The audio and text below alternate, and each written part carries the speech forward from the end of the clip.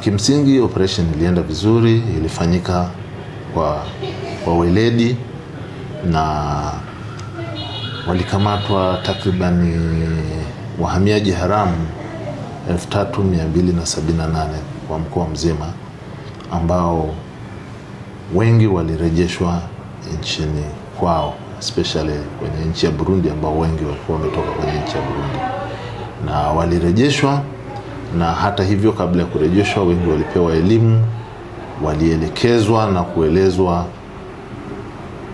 kuingia kwao na kuishi kwao nchini hakukataliwi, kwa sababu hatuna utaratibu wa kuzuia raia wa nchi yoyote kuingia Tanzania, lakini kinachotakiwa ni kuingia kwa mujibu wa taratibu, sheria na kanuni zilizopo. Kwa hiyo wanatakiwa kuingia kwa vibali na waweze kuishi kwa vibali.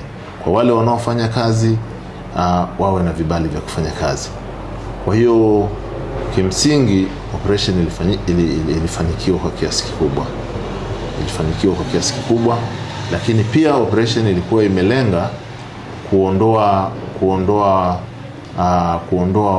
wakimbizi ambao wamezagaa kwenye vijiji vyetu, na hasa mkikumbuka kwamba kulikuwa na mpango wa ufungaji wa kambi ya Nduta iliyoko Kibondo, ambayo Mheshimiwa Waziri wa Mambo ya Ndani pia alishaitangaza rasmi, nafikiri tayari ilishafungwa. Kwa hiyo lengo lilikuwa ni kuona wale ambao walitakiwa kurejea nchini mwao wanarejea, lakini si wanasalia tena katika maeneo ya vijiji vyetu bila ya utaratibu. Kwa hiyo nasema ni operation iliyofanikiwa kwa sababu walikamatwa pia wakimbizi ambao walikuwa wako nje ya kambi. Zaidi ya wakimbizi 33 walikamatwa na kuchukuliwa hatua.